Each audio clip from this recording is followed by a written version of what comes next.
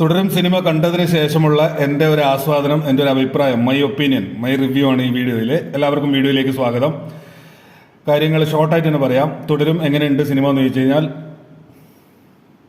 പൊളി സാധനം, ഞെരിപ്പ് പടം. മോഹൻലാൽ ഫാൻസ് ആണെങ്കിലും അല്ലെങ്കിലും ഫാൻസിന് ഒന്നൊന്നര ട്രീറ്റാണ്. ഇനി മലയാള സിനിമ ഇഷ്ടപ്പെടുന്ന ആരായാലും ഗംഭീര സിനിമയാണ്, അടിപൊളി സിനിമയാണ്. വൈബ് എന്നെല്ലാം പറഞ്ഞാൽ സീന് ഡാർക്ക് സീനാണ്. എല്ലാവരും കാണണം, ഫാമിലി ആയിട്ട് കാണാൻ പറ്റിയ പടമാണ്.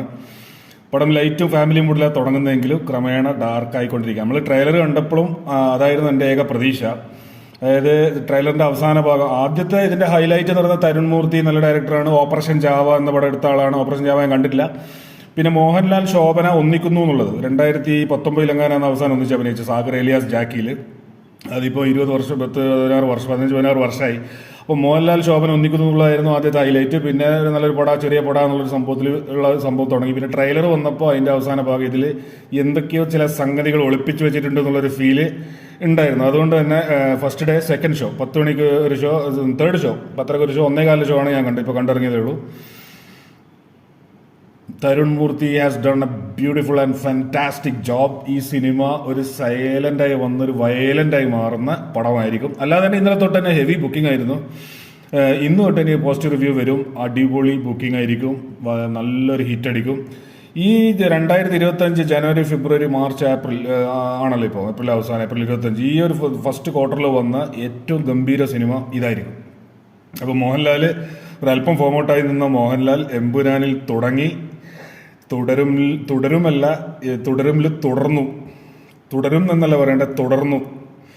സിനിമയെക്കുറിച്ച് പറയുകയാണെങ്കിൽ പറഞ്ഞ പോലെ ഒരു ഡാർക്ക് വൈബാണ്. അതായത് നമ്മൾ താഴ്വാരം തൊട്ട് ഭ്രമരം മറ്റേ കന്മതത്തിലൊക്കെ കിട്ടിയൊരു ഫീലുണ്ട്, ഒരു വൈബുണ്ട്. ആ ഒരു സാധനം ഇതിൽ കിട്ടുമെന്ന് എനിക്കൊരു പ്രതീക്ഷ ഉണ്ടായിരുന്നു. അത് അതുപോലെ കിട്ടി, നല്ല രസത്തിൽ ഒപ്പി വെച്ചിട്ടുണ്ട്.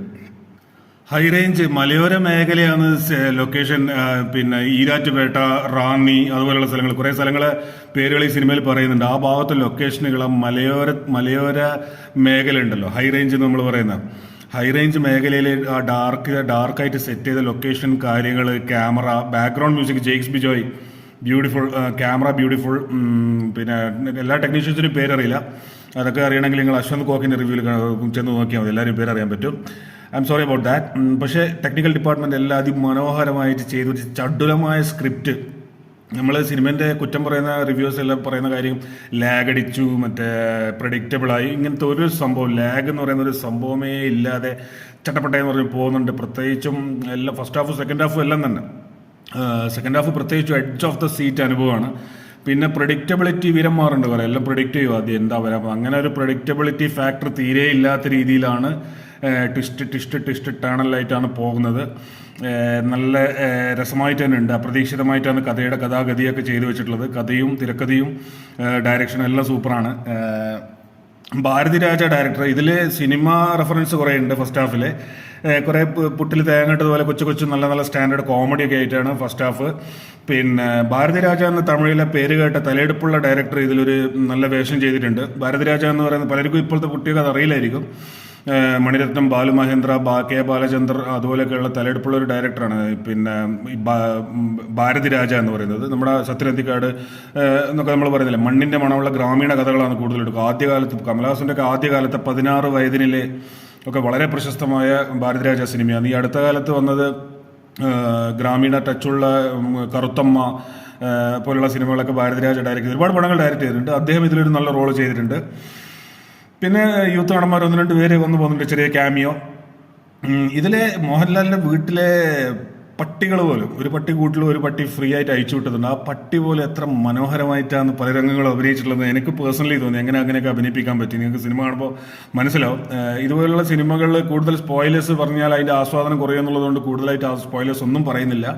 എങ്കിലും എടുത്തു പറയത്തക്കതായിട്ട് തോന്നിയത് പിന്നെ ഈ കാര്യങ്ങളാണ്. ഹൈ റേഞ്ചിൻ്റെ ബാക്ക് ഡ്രോപ്പ്, ഹൈ റേഞ്ചിൻ്റെ ആ സൗന്ദര്യം, ഈരാറ്റുപേട്ടയിലെ പേട്ട തുള്ളുന്ന സ്വാമി ശബരിമലക്ക് പോകുന്ന സ്വാമിമാർ പേട്ട തുള്ളുന്ന പള്ളിയുണ്ടല്ലോ, മുസ്ലിം പള്ളി, വാവരപള്ളി. ആ പള്ളിയാണ് ഫസ്റ്റ് ഹാഫിൽ പല ഷോട്ടിലും കാണിക്കുന്നത്. വെളുത്ത വൈറ്റ് മിനാരൊക്കെ ആയിട്ടുള്ള നൈറ്റ് ഷോട്ട്സിൽ കാണിക്കുന്നത് ഈരാറ്റുപേട്ടയിലുള്ള വാവര് പള്ളിയാണ്. അറിയാത്തവർക്ക് അത് ശ്രദ്ധിക്കാം. പിന്നെ ഈ പറയുന്ന മോഹൻലാലിന് വളരെ അറ്റാച്ച്മെൻ്റ് ഉള്ള ഒരാളായിട്ട് തമിഴ്നാട്ടിൽ കാണിക്കുന്ന ആൾ ഭാരതിരാജ എന്ന ഡയറക്ടറാണ്. അതും പലർക്കും അറിയില്ലായിരിക്കാം. പിന്നെ കുറേ പേര് ചുമരിലെ ചിത്രങ്ങളായിട്ട് നമ്മൾ കാണുന്നുണ്ട്, അതൊന്നും പറയുന്നില്ല. നമുക്കറിയാവുന്ന പലരും ചുമരിലെ ചിത്രങ്ങളായിട്ട് കാണുന്നുണ്ട്. ശാന്തമീ രാത്രിയിൽ വാദ്യഘോഷാദികൾ കൊണ്ടുവാ എന്നൊരു പാട്ടുണ്ട്. ആ പാട്ട് തൊട്ടാണ് സിനിമൻ്റെ മൂഡ് മാറുന്നത്. അത് ഇൻ്റർവ്യൂവിൽ അടുപ്പിച്ചിട്ടാണ്. ഇൻ്റർവ്യൂവിൽ ലാസ്റ്റ് ഒരു 10 മിനിറ്റ്സോ മറ്റോ ഉള്ളപ്പോഴാണ് എനിക്ക് തോന്നുന്നത്. ആ പാട്ട് കഴിയുന്നതോടുകൂടിയാണ് സിനിമ വേറൊരു ഗിയറിലേക്കും വേറൊരു തലത്തിലേക്കും മാറുന്നത്. സെക്കൻഡ് ഹാഫ് ത്രൂ ഔട്ട് അത് നിലനിർത്തി കൊണ്ടുപോയിട്ടുണ്ട് എൻഡിങ് വരെ. എൻഡിങ്ങിൽ തുടരും എന്ന് മോഹൻലാൽ എന്ന് എഴുതി കാണിച്ചിട്ട് ടൈറ്റിലിൽ മോഹൻലാൽ എന്ന് കാണിക്കും. അപ്പോഴേക്കും നമുക്ക് ഉള്ളിൽ നെഞ്ചിൽ ഒരു വേദനയായി, ഒരു നെരിപ്പോടിലൊരു വേദന എന്നെല്ലാം പറയുന്ന പോലെ ഒരു ഗദ്ഗതം നമ്മുടെ ഉള്ളിൽ ഫോം ചെയ്ത് കഴിഞ്ഞിട്ടുണ്ടാവും. കാരണം അത്രയും ടച്ചിങ് ആയിട്ടുള്ള ഒരു ഫാമിലി സ്റ്റോറിയാണിത്. ഒരു സാധാരണക്കാരൻ്റെ മോഹൻലാൽ ഈ തരം റോളുകളും അതിമനോഹരമായിട്ട് മുമ്പും ചെയ്ത് ഫലിപ്പിച്ചിട്ടുള്ള വ്യക്തിയാണ്. സാധാരണക്കാരന് ഒരു പ്രശ്നം വരുമ്പോൾ അത് നേരിടാൻ നമുക്ക് പലർക്കും സത്യത്തിൽ ഈ സിനിമ കാണുമ്പോൾ എനിക്ക് തോന്നിയൊരു കാര്യം, ഇതുപോലെയൊക്കെ സാധാരണക്കാരന് സംഭവിച്ചവരുണ്ടാവുമല്ലോ നമുക്ക് ചുറ്റും. സിനിമ ലാസ്റ്റ് എന്തോ ഒരു കണക്കെഴുതി കാണിക്കുന്നുണ്ട്, ഒരു പ്രത്യേക കേസുമായിട്ട് ബന്ധപ്പെട്ട് രജിസ്റ്റർ ചെയ്ത കേസുകളും പുറത്തു വരാത്ത കേസുകളൊക്കെ. അപ്പോൾ അങ്ങനെയുള്ള സാധാരണക്കാരൊക്കെ നമുക്ക് ചുറ്റും ഉണ്ടെങ്കിൽ അവരൊക്കെ ഒരു നിസ്സഹായത. സിനിമയിലെ ഹീറോയിന് ഇങ്ങനെ പലതും ചെയ്യാൻ പറ്റും, ഒറ്റയാനായിട്ടൊക്കെ അത് ചെയ്യുന്നുണ്ട് വൃത്തിക്ക്. പോലീസ് സ്റ്റേഷൻ രംഗമൊക്കെ കിഡുവാണ്. വേറൊരു ബാത്റൂം സീനുണ്ട്, ബാത്റൂമിൽ പൈപ്പ് തുറന്നു വെച്ചിട്ട്, അത് ഞാൻ പറയുന്നില്ല. ആ ഒരു അഭിനയവും വല്ലാണ്ട് ടച്ചിങ് ആയിട്ട് തോന്നി. ആ ഒരു രംഗം, ബാത്റൂം രംഗം, ആ പോലീസ് സ്റ്റേഷനിലെ നായകൻ ഒറ്റയാനായിട്ടുള്ള വരവ്. അപ്പോൾ തോന്നിയെന്താ വെച്ചാൽ സാധാരണക്കാർക്ക് ഇങ്ങനെയൊക്കെ സംഭവിച്ചു കഴിഞ്ഞാൽ അവരൊക്കെ എന്ത് ചെയ്യും എന്നുള്ളൊരു ചിന്ത എൻ്റെ മനസ്സിലൂടെ പോയി. പെർഫോമൻസ് വൈസ് പറയുകയാണെങ്കിൽ മോഹൻലാലിനൊപ്പം നിന്ന് തന്നെ കട്ടകേട്ടയായിട്ട് ഇരക്കൊത്ത വില്ലന്മാരായിട്ട് അഭിനയിച്ച പോലീസുകാരായിട്ട് അഭിനയിച്ച നടന്മാരെ പ്രത്യേക പ്രശംസ അർഹിക്കുന്നു. ഇവിടെ പേരുകൾ അറിയില്ല. അതിലൊരാൾ ആദ്യം വരുന്ന സബ് ഇൻസ്പെക്ടറായിട്ടാണ്. സബ് ഇൻസ്പെക്ടറാണ് ആദ്യം എൻ്റർ ചെയ്യാവുന്നത്. അയാളെ മുമ്പ് നമ്മൾ പല സിനിമകളിലും കണ്ടിട്ടുണ്ട്. അയാൾ നന്നായിട്ട് ചെയ്ത് അയാളെ ഇങ്ങനെ കണ്ട് ഇങ്ങനെ അത്ഭുതപ്പെട്ടിരിക്കുമ്പോഴാണ് പിടിച്ചതിനേക്കാളും വലിയ മാളത്തിൽ നമ്മൾ കണ്ണൂരുകാർ പറയുന്ന പോലെ CI ആയിട്ട് ഒരാൾ വരുന്നത്, സർക്കിൾ ഇൻസ്പെക്ടറായിട്ട്. അയാളെ ക്യാരക്ടറിൻ്റെ നെയിം നമ്മളെ മറക്കൂല, അത് ജോർജ് മാത്തൻ എന്നാണ്. ജോർജ് മാത്തൻ. അയാൾ വളരെ ചിരിച്ച് വളരെ സോഫ്റ്റ് ആയിട്ടൊക്കെയാണ് വരുന്നത്, ഇപ്പം ഞാനുള്ളതുപോലെ. പിന്നെ ക്രമേണ ആണ് കൂടുതൽ പറയുന്നില്ല. അപ്പം വില്ലൻ സ്ട്രോങ് ആകുമ്പോഴാണ് നായകനും ഹീറോനും സ്ട്രോങ് ആവാൻ പറ്റുന്നത്. അപ്പോൾ ഈ സിനിമയിൽ വില്ലന് പല സമീപകാല സിനിമകളിലും ആ ഒരു വിഷയം ഉണ്ടായിരുന്നു. വില്ലന് വേണ്ടത്ര ആംബിയർ പോരായിരുന്നു. അപ്പം വില്ലനെ നല്ല സ്ട്രോങ് ആയിട്ട് അവതരിപ്പിക്കാൻ ഈ സിനിമക്ക് കഴിഞ്ഞു. അതുകൊണ്ട് തന്നെ ഹീറോന് നല്ല സ്ട്രോങ് ആയിട്ട് പെർഫോം ചെയ്യാനും നമുക്ക് നന്നായിട്ട് കുത്ത് എന്ന് പറയാനുള്ള ആ ഒരു സംഭവം ഉള്ളിൽ നിന്നും വരുത്തിക്കാൻ തരുൺമൂർത്തി കഴിഞ്ഞു. കാസ്റ്റിംഗ് പെർഫെക്റ്റ് ആണ്. ഓരോരുത്തരും, എല്ലാ പോലീസുകാരും എല്ലാം ത്രൂ ഔട്ട്, കുട്ടികളും എല്ലാം തന്നെ, ഞാൻ പറഞ്ഞില്ലേ പട്ടികൾ പോലും അത് വളരെ നന്നായിട്ട് തന്നെ ചെയ്തിട്ടുണ്ട്. അപ്പോൾ ആ സർക്കിളായിട്ട് അഭിനയിച്ച നടൻ ആരാന്നറിയാണ്ട് നിങ്ങൾ കമൻറ്റ് ചെയ്യുക.